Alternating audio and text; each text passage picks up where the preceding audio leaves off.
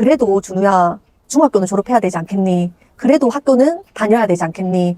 너를 괴롭혔었던 그 아이들을 학교폭력위원회에 신고를 할게. 그리고 그 아이들 엄마 아빠가 응징해줄게.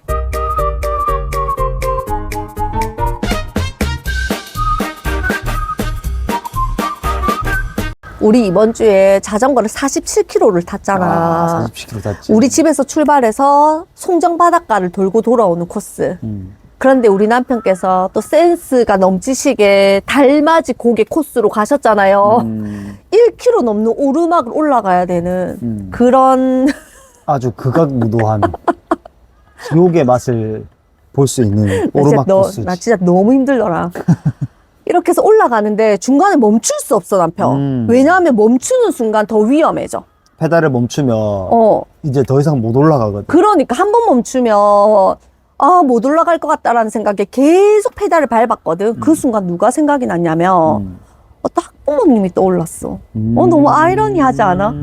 그 힘든 순간에 그분이 떠올랐다고. 언제적 학부모야? 내가 3년차 유치원 현장의 교사였을 때 우리 학부모님이셨어. 그 부모님 두 분은 나를 너무나 아껴주시고 신뢰해주시고 믿어주셨어. 3년차 때 방세영은 너무나 미숙했거든. 이게 왜 아기가 있어서가 아니라 내가 서투르고 무지하고 미숙해서 나오는 그런 부족함들이 있었단 말이야. 그런데도 늘 격려해주고 응원해주고 지지해주던 부모님이셨어. 첫째 딸의 담임이었고 둘째 아들도 우리 원에 다니기는 했는데 둘째 아들은 내가 담임이 되어본 적은 없어. 하지만 유치원 행사 때 유치원을 방문하실 때마다 꼭 나에게 와서 반가운 인사를 건네주시던 분이었거든. 그렇게 인연이 계속 연결이 되다가 나 결혼하기 전에 그 부모님이 한번 같이 밥 먹자 해서 남편이 같이 밥 먹었던 적이 있어. 그때 그 부모님들이 들려주셨던 이야기가 갑자기 자전거 타는데 기억이 나는 거야. 오르막 올라가는데. 오르막 올라가는데 실명 밝히기에는 아버님이 원하지 않으실 수도 있으니까 준우라고 내가 이야기를 지어볼게. 이름은 가명입니다. 나는 첫째 누나의 담임이었고 둘째 아이의 성향 사실 잘 몰라. 그런데 둘째 아들의 이야기였어. 아이가 중학교 1학년이 되었는데 조금 키가 작고 왜소했대. 그런데 남자아이들 세계에서는 그때 당시에 뭐 키가 크고 덩치가 좋고 이런 게 힘의 원리로 통했었나 봐. 그렇지. 이 준우라고 하는 둘째 아들은 키도 작고 몸도 왜소한데 성격까지도 굉장히 여성스러운 아이, 감수성이 뛰어난 아이, 여린 아이였던 거야. 내성적이기도 하고. 내성적이기도 했고. 그런데 학교에서 집단 따돌림을 당한 거야. 아이고. 괴롭힘. 그래. 그래서 아이가 힘들어한다는 걸 부모님들도 알고 있었는데 하루는 아이가 학교를 자퇴하겠다고 이야기를 한 거야. 중학교 1학년 때. 학교 생활이 너무 힘들다고 멈추고 싶다고 이야기를 했대. 남편 부모로서 너무 많은 생각이 들 것 같지 않아? 내 아빠였으면 진짜 억장이 무너질 것 같은데. 맞지? 그런데 그 부모님이 어떻게 하셨는지 아니? 어떻게 하셨는데? 아버님이 회사를 그만두셨대. 아. 남편이 이름 말하면 알만한 그런 대기업에 다니셨어. 좋은 직장을 다니셨거든. 그런데 직장을 그만두셨대. 왜냐하면 그때 당시만 해도 아빠의 육아휴직 막 이런 것들이 보편화되지 않았던 시절이었어. 아예 없었던 시절이지. 맞지? 10몇 년 전이니까. 아빠는 사직서를 내시고 아이는 자퇴하기 전에 잠시 시간을 뭐 끌 수 있는 어떤 신청서 같은 게 있나 봐. 그걸 신청하고 어떻게 했게? 어떻게 했는데? 아빠와 아들이 자전거 여행을 떠났어. 자전거를 싣고 땅끝 마을까지 가셨대. 기차도 타고 뭐 고속버스도 타고 여러 경로를 거쳐서 자전거를 실어서 땅끝 마을에 가셨고 그 땅끝 마을에서 부산까지 돌아오는데 한 달이 걸렸대. 그때 내가 그 부모님들에게 그 이야기를 전해 들었을 때가 내가 결혼하기 전, 그러니까 엄마가 되기 전이었어. 그래서 나는 그 부모님들이 들려주는 이야기가 그냥 환상의 내용 같았어. 이런 부모님도 계시구나. 맞아, 이 부모님들 훌륭하신 분이었지. 대단하시다. 이런 생각만 했어. 그런데 달맞이 고개를 올라가는 그 오르막 길에서 내가 그 준우 아빠가 떠오르더라. 갑자기. 부모가 되고 나니까 무슨 생각이 떠오르냐면 그 아빠는 한 달 동안 매일 어떤 심정으로 어떤 마음으로 페달을 밟으셨을까? 아빠가 그때 이런 말씀을 하셨어. 아이에게 그래도 준우야 중학교는 졸업해야 되지 않겠니? 그래도 학교는 다녀야 되지 않겠니? 너를 괴롭혔었던 그 아이들을 학교폭력위원회에 신고를 할게. 그리고 그 아이들 엄마 아빠가 응징해 줄게. 가만히 두지 않을게. 이런 식으로 이야기하지 않으셨다는 거야. 왜냐하면 앞으로 어떤 문제 상황, 어려움이 발생할 때마다 부모가 나서서 도와줄 수 없잖아. 그렇지. 이 아이 앞에 시련이 나타날 때마다, 좌절을 경험해야 할 때마다, 고통이 다가올 때마다 부모가 나서서 도와준다? 당장에는 문제를 해결할 수 있긴 해. 시급한 문제로 보았을 때. 그런데 중요한 문제라고 본질을 가지고 들여다보았을 때는 이 아이는 내가 어려움이 처할 때마다 우리 부모가 나서서 도와줘야지 해결할 수 있는 사람. 내 스스로는 아무것도 할 수 없는 아이라고 하는 자아상을 가지게 돼버리겠지. 그럼 이 아이는 앞으로 20대 이후에 오롯하게 완전하게 홀로 서기를 할 수 없어. 그래서 아빠가 자전거를 하루 종일 타고 저녁 되면 그 인근에 있는 숙소에 들어가서 자고 다음날 또 새벽에 출발을 한대. 그리고 밥 먹을 시간이 되면 인근에 있는 식당에 들어가서 밥을 먹고 또 자전거를 타고 밤 되면 또 잠을 자고 이 생활을 한 달을 하셨대. 와. 아이가 운동하는 것이 익숙하지 않다 보니 시간이 오래 걸린 거야. 하지만 아빠는 재촉하지 않았대. 아빠는 사실 한 달이 더 넘을 거라고 생각했대. 그런데 한 달 만에 해냈대. 그 사이에 아빠는 그 어떤 말도 하지 않았대. 너 이번에 자전거 여행 끝나고 나면 학교 돌아갈 거지? 너 이렇게 몸도 마음도 건강해지고 나면 다시 학교 돌아가야 된다. 이런 이야기 한마디도 하지 않았대.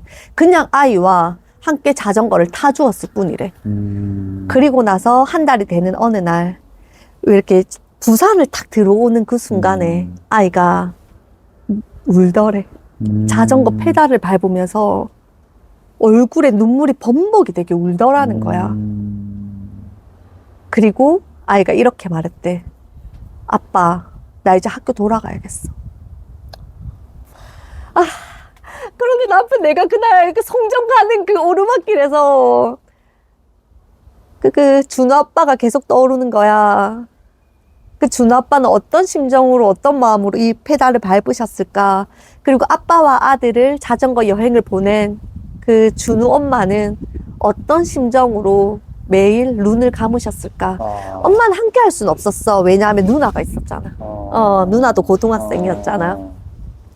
엄마는 정말 매일 밤 어떤 심정으로 잠이 드셨을까? 이런 생각이 드는 거야. 부모로서 그냥 당장 이 문제를 내가 편하려면 해결해버리면 돼. 그 아이들 학교폭력위원회에 신고해서 다 처벌받게 해버리면 되는 거야.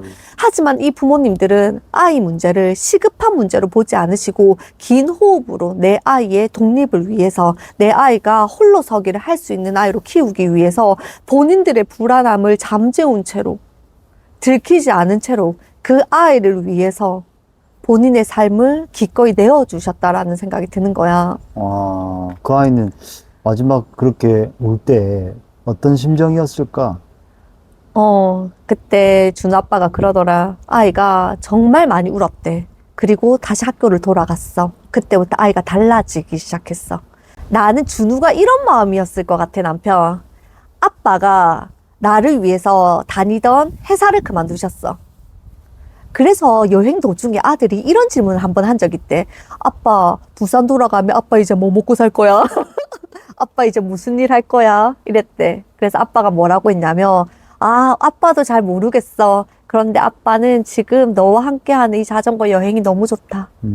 아빠가 회사를 그만뒀기 때문에 지금 너랑 이렇게 오롯한 시간을 함께 보낼 수 있잖아. 아빠는 이것만으로도 너무 좋아. 그리고 돌아가서 아빠 뭐 해 먹고 살지, 앞으로 평생에 어떤 일을 할지 아빠 생각해 볼게. 이렇게 이야기를 하셨다더라고. 그러니까 준우는 이런 생각을 했을 것 같아. 아, 나에게 나를 위해서 회사까지 그만둘 수 있는 저런 아빠가 있어. 그리고 나 저기 땅끝 마을에서 부산까지, 그때 전기 자전거도 없을 때였다. 자전거 타고 전국 일주를 한 사람이야. 나 이제 세상에 두려울 게 없어. 나를 괴롭혔던 너희들 아빠랑 같이 땅끝 마을에서 부산까지 자전거 타고 여행해봤니? 매일 16시간 이상씩을 자전거에 페달을 밟아봤니? 그리고 또 한편으로는 나의 옆에 이런 부모님이 계시다는 것만으로도, 나를 이렇게 절대적으로 믿고 지지해주는 부모님이 계시다는 것만으로도 그 아이가 다시 학교로 돌아갈 수 있게 한 원동력이 되지 않았을까라는 생각이 들었어. 나태주 시인의 행복이라고 하는 시가 있거든. 내가 너무 좋아하는 시야.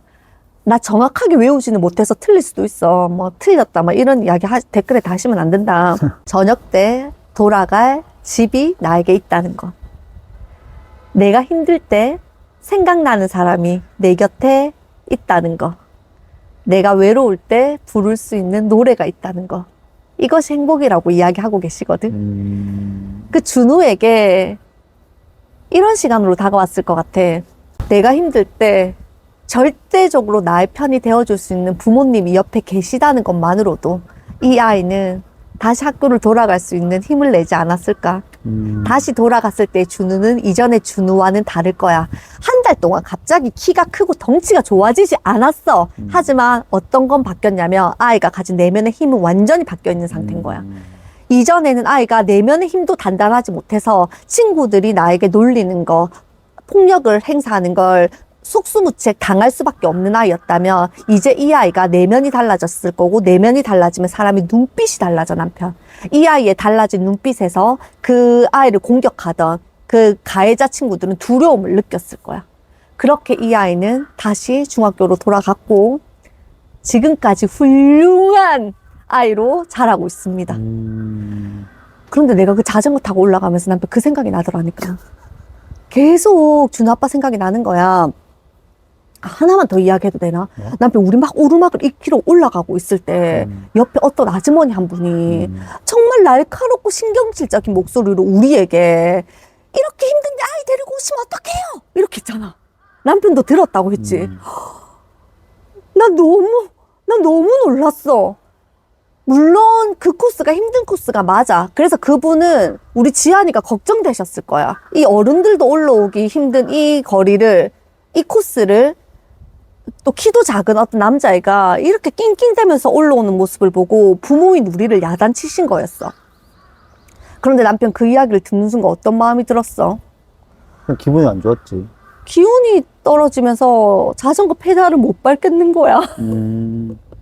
근데 그분은 분명히 지안이를 걱정하는 마음이셨는데, 그렇게 해월정에 도착했어. 이제 오르막은 다 온 거지. 그래서 우리 잠시 쉬었잖아. 그리고 나서 다시 출발하자 하면서 남편이 자전거 체인에 이걸 풀고 있었는데, 거기서 이렇게 청소하시는, 이렇게 조끼를 입으신 어떤 아주머니 한 분이 우리에게 다가오시는데, 이미 그분은 얼굴 한가득 화가 하나도 없으셨어. 나만 느낀 거 아니지? 가족이 같이 온 거예요? 하고 질문을 하셨잖아. 와, 여기가 엄청 힘든 코스라서 동호회 사람들끼리는 많이 오는데 이렇게 가족이 함께 온 건 나 또 처음 보네? 너 여기 어떻게 올라왔니? 너 정말 대단한 아이구나. 지안이를 이렇게 칭찬해 주시는 거야. 그러면서 부모인 우리에게도 가족들이 함께 오는 거 보니까 너무 보기 좋아요. 너무 예쁘네요. 너 정말 좋은 부모님 만난 거다. 봐봐. 똑같은 상황에서 두 분의 해석이 너무 다르지 않아? 이 힘든데 아이 데리고 오시면 어떡해요? 하고 우리를 나무랐었던 어떤 어른. 그런데 이분은 너 엄마 아빠 진짜 잘 만난 거다. 너무 보기 좋다. 그리고는 조심히 타라는 이야기도 안 하시더라. 행복한 자전거 여행 되어라. 이렇게 이야기를 해주시는데 내가 너무 기분 좋아서 나 또 주책 부렸잖아, 남편. 그렇게 말씀해 주셔서 너무 감사해요. 사실 올라오는 내내 너무 몸도 힘들고 몸이 힘드니까 마음도 힘들었는데 사실 마음이 힘든 거 그 아주머니 때문에 너무 뭐라 하셔가지고 그런데 이렇게 응원하고 지지해주고 칭찬해주시는 이야기를 들으니까 다시 에너지가 샘솟는 것 같아요. 이렇게 좋은 이야기, 따뜻한 이야기, 격려의 이야기 해주셔서 너무 감사해요. 이렇게 이야기를 했더니 그분께서 아유, 애기 엄마의 칭찬을 들으니까 내가 더 기분이 좋네. 이렇게 이야기를 해주시는 거야. 그래. 그리고 나서는 이제 자전거를 타고 내려오는 코스였어. 남편 너무 좋더라. 맞지. 세상 행복은 다 내 거. 아, 정말 그 올라가는 시련이 있었기 때문에 그 내려올 때 그 쾌감과 즐거움과 아, 정말 말로 표현할 수 없는, 형용할 수 없는 기쁨이 나에게 차오르더라고. 근데 거기를 이렇게 쫙 내려가면서 내가 무슨 생각이 들었냐면 부모님들은 의뢰 우리 아이를 걱정해서 하시는 말씀들을 하셔. 어떤 말씀? 이것 봐봐. 그래서 엄마가 안 된다고 했잖아. 그래서 엄마가 하지 말라고 했잖아. 엄마 말 안 들어서 이렇게 된 거잖아. 이건 아이를 비난하는 말이 아니라 아이를 걱정하는 말씀이셔. 그런데 이 걱정하는 말씀이 우리에게 아, 우리 엄마가 나를 걱정해 주시네. 엄마에게 걱정을 끼치지 않기 위해서 화이팅 해봐야지 하는 감정을 느끼지 않겠구나. 왜냐하면 그 어른이 나에게 이렇게 힘든 코스에 아이 데리고 오면 어떡해요? 라고 말하는 순간에 나는 아, 우리 지안에게 너무 미안하네. 이렇게 힘든 코스에 데리고 와서 이런 생각이 드는 게 아니라 그냥 내 자신이 온몸에 힘이 다 빠져버리는 듯한 느낌이 들더라고. 그런데 우리에게 격려와 응원과 지지를 해주신 그 두 번째 어른에게서는 우리 어떤 걸 느꼈어?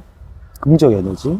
이 긍정의 에너지가 우리를 다시 힘내서 페달을 밟을 수 있게 해주는 원동력이 되어주시는 맞아, 거야. 맞아. 오히려 힘을 채워주신다라는 생각. 말 한마디에 정말. 진짜 그런 느낌 들었어. 그래서 내가 그때 든 생각, 아이들은 걱정을 해주는 부모의 언어보다 격려와 지원과 응원을 해주는 부모의 언어에 훨씬 더 큰 용기와 도전을 실천하겠다라는 생각이 들었어. 진짜로. 아이가 용기 있게 도전할 때는 걱정하는 언어 말고 걱정하는 표정 말고 근데 그 걱정하는 표정이 결국에는 아이를 나무라는 언어로 나오거든. 왜냐면 내 불안함이 들어갈 수밖에 없으니까. 하지만 그런 언어를 내뱉고 싶은 내 마음을 잠시 접고, 왜냐면 우리 어른이니까. 아이에게 부모의 불안함은 숨겨둔 채로 아이를 응원하고 격려하고 지지하고 용기를 건넬 수 있는 말을 건네준다면 우리 아이들은 훨씬 더 건강한 자아를 가진 채로 세상을 도전하면서 살아갈 수 있지 않을까 이런 생각을 했어. 진짜로. 이번 자전거 여행 좋았어. 맞지. 뭔가 내가 깨달은 게 많았다. 다음번에는 60km 코스로 60km 코스 준비하고 있어요.